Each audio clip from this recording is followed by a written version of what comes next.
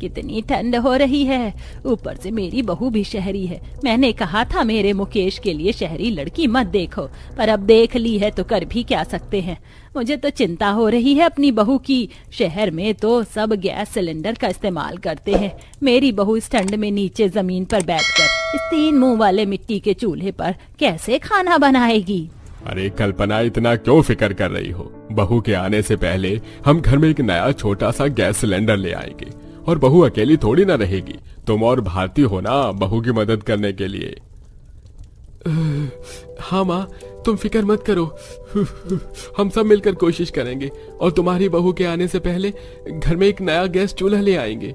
इस तरह सब घर में नया सिलेंडर लाने की सोचते हैं, पर वो लोग चाहकर भी कुछ नहीं कर पाते और समय यूं ही बीतता है। और बहुत जल्द देखते ही देखते मुकेश की शादी हो जाती है।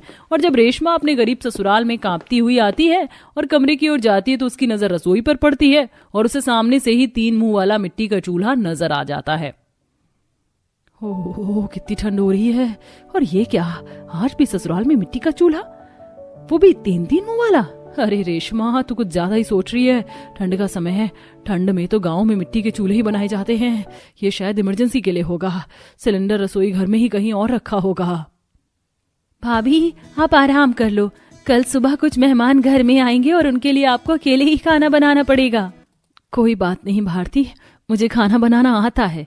रेशमा बड़े प्यार से भारती को जवाब देती है और पूरा परिवार रात का खाना खाकर सो जाता है। और रेशमा सुबह जल्दी उठती है और अपनी सास से कहती है, माँ जी, आज मेरी पहली रसोई है पर मुझे सिलेंडर नजर नहीं आ रहा है। मैं खाना किस पर बनाऊं? माफ करना बहू, तेरे गरीब ससुराल वालों के पास सिलेंडर नहीं है।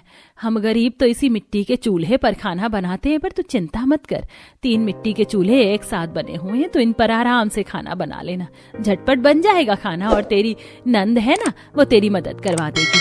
अच्छा, तो मेहमान आने वाले हैं, मैं चलती हूँ, तू रसोई संभाल लेना। हे भगवान, अब मैं क्या करूं? घर में मेहमान आ रहे हैं और सबको मेरे हाथ का खाना खाना है, पर मुझे तो मिट्टी के चूल्हे पर खाना बनाना ही नहीं आता। रेशमा, अब तुझे इस ठंड में कुछ करना ही पड़ेगा। काम बताकर कल्पना वहां से चली जाती है और बेचारी रेशमा रसोई में बैठकर अकेली चूल्हा जलाने की कोशिश करती है, पर 3 में से एक भी चूल्हा उससे नहीं जल पाता और धुआं होने लगता है। अरे ये चूल्हा कैसे जलेगा? धुआं हो रहा है, इस धुएं को कैसे खत्म करूं? एक काम करती हूँ, पानी डाल देती हूँ, धुआं भी खत्म हो जाएगा। आज से पहले रेशमा ने कभी भी चूल्हा नहीं जलाया था, इसलिए जब धुआं होता है तो वो धुएं को खत्म करने के लिए पानी डाल देती है, जिस वजह से लकड़ियों में हल्की सी आग भी बुझ जाती है और पूरी रसोई में धुआं भर जाता है। खांसते खांसते रेशमा की हालत खराब होने लगती है, पर तभी वहां भारती आ जाती है और हाथ पंखा लेकर धुएं को खिड़की के जरिए बाहर करती है और अपनी भाभी से कहती है, भाभी, अगर आपको चूल्हा जलाने में दिक्कत हो रही थी तो मुझे आवाज दे देती। अच्छा आप रुको, मैं अभी ये 3 चूल्हा जला देती हूँ, फिर आप आराम से खाना बना लेना, क्योंकि मैं यहाँ ज्यादा देर नहीं रुक पाऊंगी, बाहर मेहमान आए हैं ना। थैंक यू भारती, सही समय पर आने के लिए और मेरी मदद करने के लिए। तुम बस चूल्हा जला दो, मैं आराम से खाना बना लूंगी। भारती 3 मिट्टी के चूल्हे जला देती है और वहां से चली जाती है। पर अब भी रेशमा को मिट्टी के चूल्हे पर खाना बनाने में दिक्कत आती है। चूल्हे में इतनी ज्यादा आग होती है कि वह चूल्हे पर बर्तन भी नहीं रख पाती। इसके बाद वह एक पतीले में कुछ आलू उबालने के लिए रखती है, पर आग ज्यादा होने की वजह से उसका हाथ जल जाता है और उसके हाथ से सारे आलू छूटकर आग में चले जाते हैं। अच्छा हुआ जो मैंने पतीले में पानी नहीं डाला था, वरना आलू के साथ साथ पानी भी आग में चला जाता और फिर से धुआं हो जाता। पर अब क्या करूं? इन आलूओं को कैसे बॉईल करूं? आलू तो आग में गिर गए, इन्हें कैसे निकालूं? और अब घर में ज्यादा आलू भी नहीं है। मैंने सोचा था आलू का पराठा बनाऊंगी, पर एक काम करती हूँ, मटर की सब्जी और पूरी बना लेती हूँ। हाथ जलने के बाद भी रेशमा को अपनी पहली रसोई की फिक्र सताती है, क्योंकि रेशमा ने कभी मिट्टी के चूल्हे पर खाना नहीं बनाया था, इसलिए उसे मिट्टी के 3 चूल्हे पर खाना बनाने में काफी परेशानी आती है। अब वो जैसे तैसे चूल्हे पर कढ़ाई रखती है और पूरी बनाने के लिए आटा लगाती है और पूरी बनाना शुरू करती है, पर तेज आंच होने की वजह से उसकी पूरी भी जलने लगती है।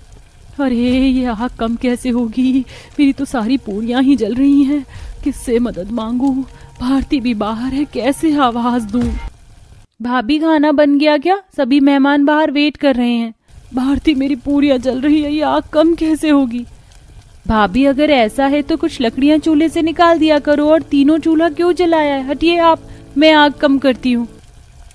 एक बार फिर भारती आकर खाना बनाने में अपनी भाभी की मदद करती है और रेशमा का जब खाना बन जाता है तो सारे मेहमान किचन में ही आ जाते हैं और वो सबको खाना परोसती है। पर क्योंकि पहली बार रेशमा ने पहली रसोई की रस्म मिट्टी के चूल्हे पर खाना बनाकर की थी, इसलिए उसके खाने में स्वाद नहीं आता और घर आए मेहमान उसके खाने का मजाक बनाते हैं।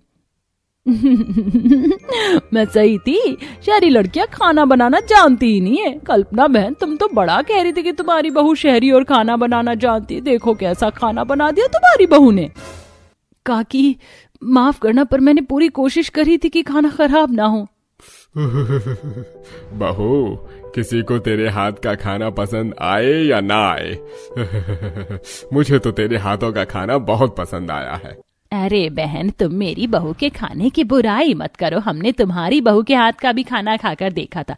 मेरी बहू को तो चूल्हे पर भी खाना बनाना आता है, तुम्हारी बहू को तो वो भी नहीं आता। बहू, तूने पहली बार मिट्टी के चूल्हे पर खाना बनाया और हम लोगों को खिलाने के लिए अपना हाथ भी जला लिया। मुझे तुझ पर गर्व है। तू चिंता मत कर, ठंड खत्म होने से पहले मैं घर में एक सिलेंडर जरूर लेकर आऊंगी और तब इन सबको बुलाऊंगी और इन्हें तेरे हाथ का खाना खिलाऊंगी। और जो आज तेरे खाने का मजाक बना रहे ना, देखना वही तेरे खाने की तारीफ करके जाएंगे। हाँ, माफ करना भाभी, पर आपने यहाँ हमें अपनी बहू की पहली रसोई में शामिल करने के लिए बुलाया था या हमारा ही मजाक बनाने के लिए बुलाया था? वैसे भी मैं गरीबों के घर नहीं जाती, पर आप मेरी भाभी थी इसीलिए आई। पर अब लग रहा है कि मैंने आकर भी गलती करी। माफ करना, पर मुझे लगता है कि अब मुझे यहाँ से जाना चाहिए। सही कहा तुमने, मुझे गरीब को इस ठंड में तुम जैसे अमीरों को नहीं बुलाना चाहिए था, पर क्योंकि आज मेरी बहू की पहली रसोई की रस्म थी इसलिए मैंने बुलाया। माफ करना। कल्पना अपनी बहू की बुराई बर्दाश्त नहीं कर पाती और घर आए मेहमानों को सुना देती है, जिसके बाद सभी लोग मुंह बनाकर वहां से चले जाते हैं और रेशमा अपनी सास से कहती है, माँ जी, आपने मेरे लिए इतना सोचा, इसलिए मैंने भी फैसला लिया है कि जब तक घर में सिलेंडर गैस नहीं आ जाता, मैं घर के 3 मिट्टी के चूल्हे पर खाना बनाऊंगी और आप इसमें मेरी मदद करोगी ना माँ जी, आप मेरी मदद? रेशमा, ये भी कोई पूछने वाली बात है? माँ तो तुम्हें लेकर वैसे ही बहुत परेशान है। और रेशमा, तुम भारती और माँ तो भूखी ही रह गई, अब जल्दी से कुछ बना लो। पर घर में तो राशन भी नहीं है। थोड़े से आलू रखे थे, वो भी मुझसे आग में गिर गए। अब तक तो वो जलकर राख भी हो गए होंगे। मैं देख कर आती हूँ। किसने कहा भाभी कि आलू आग में जल गए? बल्कि आलू तो आग में पक गए हैं। आज तो हम अपना फेवरेट खाना बनाएंगे। क्यों ना, चलो जल्दी से आलू का चोखा बनाते हैं और रोटी के साथ खाते हैं। भारती रेशमा आग में पके हुए आलूओं का चोखा बनाती है और सब बैठकर खाते हैं। रेशमा को आलू का चोखा बहुत पसंद आता है और अब वो भी 2 आलू आग में पकाना रोज शुरू कर देती है और हर रोज वो अपने लिए ऐसे ही आलू का चोखा और रोटी बनाकर खाती है। ऐसे ही कुछ दिन बीत जाते हैं और एक पैसे जोड़कर अशोक और मुकेश रेशमा के लिए गैस चूल्हा लेकर आते हैं। मुझे यकीन नहीं हो रहा, इतनी कड़ाके की ठंड में आप गैस सिलेंडर लेकर आ गए। अब मुझे इस ठंड में कांपते हुए मिट्टी के चूल्हे पर नीचे बैठकर खाना नहीं बनाना पड़ेगा। अब मैं आधे घंटे में गैस पर खाना बना लूंगी। पर माँ जी, मुझे आलू का चोखा रोज खाना है। इसके लिए मैं अपनी 3 मिट्टी के चूल्हे को जरूर जलाऊंगी ताकि अपना आलू पका सकूं। सिलेंडर देखकर रेशमा बहुत खुश होती है, पर घर में गैस आने के बाद भी रेशमा पूरी ठंड में मिट्टी के चूल्हे को जलाती है और उसमें आलू पकाकर अपना चोखा बनाकर खाती है और इस ठंड को एंजॉय करती है। जब आपको पता है कि मैं रोज नॉन वेज खाती हूँ तो वेज बनाने की क्या जरूरत थी? मुझे नहीं खानी ये घास फूस। उर्मिला, आज सारे नॉनवेज की दुकान बंद थी, इसलिए मैंने वेज बना दिया। अगर एक दिन वेज खा लोगी तो कोई पगड़ी थोड़ी ना टूट जाएगा। नहीं माँ, मैं खाऊंगी तो सिर्फ नॉनवेज खाऊंगी, वेज नहीं। इतना कहकर उर्मिला अपने फोन से ऑनलाइन नॉनवेज प्लेटर मंगवाती है और खाने लगती है। उर्मिला बचपन से ही नॉनवेज की बड़ी शौकीन थी। शायद ही कोई दिन होता था जिस दिन उर्मिला नॉनवेज ना खाए। समय गुजरता है, एक अच्छे परिवार में उर्मिला की शादी हो जाती है और आज उर्मिला की पहली रसोई होती है। आज तो मेरी पहली रसोई है। एक काम करती हूँ, chicken fry, chicken tandoori, chicken कढ़ाई, चिकन बिरयानी और चिकन के कोफ्ते बना देती हूँ। उर्मिला नॉनवेज बनाने के लिए रसोई में जा ही रही होती है कि तभी उर्मिला की जेठानी प्रेरणा आती है। आज तो मेरी प्यारी देवरानी की पहली रसोई है। अगर तुम्हें मेरी जरूरत हो तो मुझे बुला लेना। और हाँ, याद रहे, हमारा परिवार प्योर वेजिटेरियन परिवार है, तो कुछ भी नॉनवेज आइटम मत बनाना, ठीक है? अब मैं क्या करूं? मुझे तो वेज खाना इतना अच्छा बनाना भी नहीं आता है। एक काम करती हूँ, सब लोग नॉनवेज नहीं खाते हैं ना, तो अंडा बना लेती हूँ। वैसे भी आजकल अंडा वेज में ही आता है। उर्मिला अपनी पहली रसोई की रस्म में अंडा कढ़ी और चावल बना देती है और ले जाकर डाइनिंग टेबल पर सर्व करती है। घर के सभी लोग जैसे ही डाइनिंग टेबल पर अंडा देखते हैं तो सभी डाइनिंग टेबल से दूर खड़े हो जाते हैं। अरे आप लोग तो इस तरह डाइनिंग टेबल से दूर भागे जैसे डाइनिंग टेबल पर खाना ना हो, किसी ने बम रख दिया हो। शिव शिव शिव शिव शिव शिव, छोटी बहू ये तूने क्या बना दिया। हमारे पूर्वजों ने कभी मांस मच्छी नहीं खाई और तूने हमारे घर में अंडा बना दिया। उर्मिला, मैंने तुमसे कहा था ना कि मेरी रसोई में कुछ भी नॉनवेज नहीं बनना चाहिए और तुमने अंडा बना दिया। लेकिन जेठानी जी, अंडा तो वेज में आता है और ये तो आजकल हर कोई खाता है। हमें किसी और से मतलब नहीं है, आइंदा कभी नॉनवेज नहीं बनना चाहिए। प्रेरणा बहू, जाकर इस चावल को फ्राई करके ले आओ और छोटी बहू तुम इस सब्जी को ले जाकर घर से दूर फेंक दो। अपने ससुराल वालों का ऐसा बर्ताव देख उर्मिला को बिल्कुल भी अच्छा नहीं लगता और ना चाहते हुए भी उर्मिला को सारी अंडा कड़ी फेंकनी पड़ती है। इन लोगों ने कभी नॉनवेज नहीं खाया है, इसलिए ये नॉनवेज से दूर भागते हैं। एक काम करती हूँ, चिकन को बिल्कुल चाप की तरह बना देती हूँ। जब सब मेरे हाथ की चिकन चाप खाएंगे तो सभी को काफी पसंद आएगी और धीरे धीरे सब भी नॉनवेज खाना शुरू कर देंगे। नॉनवेज की शौकीन देवरानी फिर से रसोई में एक बार चिकन चाप बनाने लगती है कि तभी अचानक प्रेरणा किचन में आ जाती है। क्या बना रही है आज मेरी देवरानी किचन में? कहीं कल की तरह अंडा तो नहीं? अरे नहीं नहीं, मैं तो बस चाप बना रही थी। वैसे सारा खाना बन गया, आप बैठिए, मैं जल्दी से खाना लगा देती हूँ। उर्मिला सभी की प्लेट में चिकन चाप परोसने लगती है और चिकन चाप की खुशबू सभी को काफी ज्यादा पसंद आती है। सभी खाने का पहला निवाला खाने ही वाले होते हैं कि तभी प्रेरणा, रुक जाओ सभी, कोई ये खाना नहीं खाएगा। लेकिन क्यों प्रेरणा बहू? उर्मिला बहू ने इतने प्यार से हमारे लिए चाप की सब्जी बनाई है और तू हमें खाने से रोक रही है। उर्मिला, सच सच बताओ, ये चाप ही है ना? क्योंकि मैंने भी कई बार चाप बनाई है लेकिन कभी भी मेरी चाप इतनी अलग नहीं बनती थी। इसके पीस काफी अजीब हैं। ये चाप है या कुछ और? अरे नहीं नहीं जेठानी जी, ये चाप ही है। देखो उर्मिला, हमसे झूठ मत बोलो वरना मैं किचन में जाकर चेक करूंगी कि तुमने चाप ही बनाया है या कुछ और। जेठानी के किचन में जाकर चेक करने की धमकी सुन बेचारी उर्मिला सभी को सच बता देती है।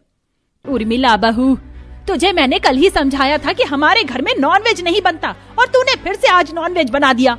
लेकिन माँ जी, आजकल तो हर कोई नॉनवेज खाता है, तो आप लोग नॉनवेज क्यों नहीं खाते? मैंने इसीलिए आप लोगों से झूठ बोला ताकि आप लोग नॉनवेज खाओ और आपको पता चल सके कि नॉनवेज कितना टेस्टी होता है। तुम्हारे लिए टेस्टी होता होगा लेकिन हमारे लिए इसका नाम भी लेना गलत है। जिस तरह ये चिकन बनाया है उसी तरह से उठाकर बाहर फेंक दो। अब मुझे फिर से पूरे किचन को गंगा जल से शुद्ध करना पड़ेगा। बेचारी देवरानी आज भी अपना बनाया हुआ नॉनवेज ले जाकर फेंक देती है। वहीं जेठानी पूरे किचन को गंगा जल से शुद्ध करके सभी के लिए वेजिटेरियन खाना बनाती है। ये लोग नॉनवेज नहीं खाते तो ना खाएं, लेकिन मैं तो वेज खाना नहीं खा सकती। इन लोगों के लिए ना सही लेकिन अपने लिए तो मैं नॉनवेज बना ही सकती हूँ ना। उर्मिला रसोई में खड़े होकर अपने लिए बिरयानी बना रही होती है कि तभी वहां प्रेरणा आती है और फिर से अपनी देवरानी को रसोई में नॉनवेज बनाता देख उस पर भड़कने लगती है। तुम्हारे सर में दिमाग है या भूसा? तुमने फिर से रसोई में नॉनवेज बना दिया। इतने सालों से मैंने अपनी रसोई को शुद्ध कर रखा था और तुमने इसे अशुद्ध करके रख दिया है। कल तक होगी ये आपकी रसोई, लेकिन अब से ये मेरी भी रसोई है, तो मैं जो चाहूं इसमें बना सकती हूँ। आपको नहीं खाना तो मत खाओ, लेकिन मैं तो खाऊंगी। उर्मिला चिकन बिरयानी बनाती है और सीधा अपने कमरे में ले जाकर खाने लगती है।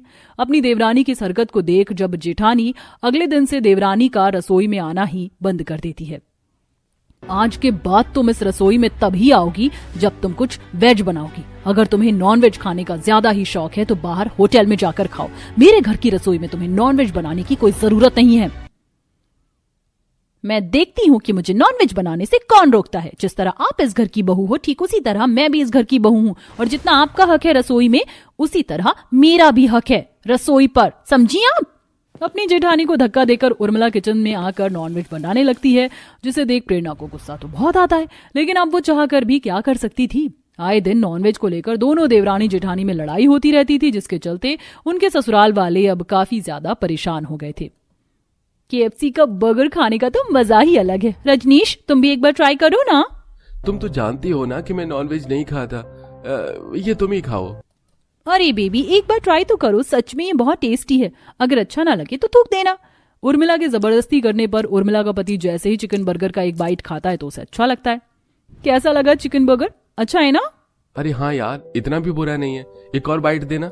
अपनी नॉनवेज खाने वाली पत्नी की वजह से अब रजनीश को भी धीरे धीरे नॉनवेज खाने का चस्का लगता है। अभी तक तो फिर भी घर में सब कुछ ठीक था, लेकिन अब जो होने वाला था उसके बारे में तो किसी ने सोचा भी नहीं था। चाची चाची, आप क्या बना रही हो? चिकन के पकौड़े तुम खाना चाहोगे? ये बहुत टेस्टी होता है। उर्मिला अपनी जेठानी के बेटे आयुष को चिकन पकौड़ा खिलाती है जो उसे काफी टेस्टी लगता है। अरे वाह चाची, चिकन का पकौड़ा तो बहुत टेस्टी है, एक और दो ना। उर्मिला धीरे धीरे अपनी जेठानी के बेटे को भी चिकन खाने की आदत लगा देती है, जिसका प्रेरणा को बिल्कुल भी पता नहीं होता। आयुष हर रोज की तरह चोरी चुपके अपने कमरे में बैठकर चिकन खा रहा होता है कि तभी प्रेरणा उसे चिकन खाते हुए देख लेती है। किसने दिया तुझे चिकन? बोल, मना किया था ना कि कभी नॉनवेज नहीं खाना। बता रहा है या नहीं, या लगाऊं तेरे कान के नीचे एक? मम्मी मुझे मत मारो, ये तो मुझे चाची ने दिया था। आयुष की बात सुन प्रेरणा गुस्से से तिलमिलाते हुए रसोई में जाती है जहां उर्मिला चिकन सूप बना रही थी। प्रेरणा चिकन सूप का बर्तन उठाकर जमीन पर फेंक देती है और तभी वहां सुरेखा भी आ जाती है। तेरी हिम्मत कैसे हुई मेरे बेटे को चिकन खिलाने की? आज तो मैं तेरा मुंह तोड़ दूंगी। अब तो आपका बेटा भी चिकन खाता है तो क्या प्रॉब्लम है? मैं तो कह रही हूँ एक बार आप भी खाकर देखिए, फिर आप भी चिकन की दीवानी हो जाएंगी। दोनों देवरानी जेठानी की फिर से एक बार लड़ाई होता देख सुरेखा अपनी दोनों बहुओं पर चिल्ला पड़ती है। बस बहुत हुआ तुम दोनों का, मैं तो परेशान हो चुकी हूँ तुम दोनों से। जिसको नॉनवेज खाना है खाओ, लेकिन मेरी रसोई में नॉनवेज नहीं बनेगा आज के बाद। तो माँ जी, क्या मैं सड़क पर बैठकर नॉनवेज बनाऊं, आप ये कहना चाहती हैं?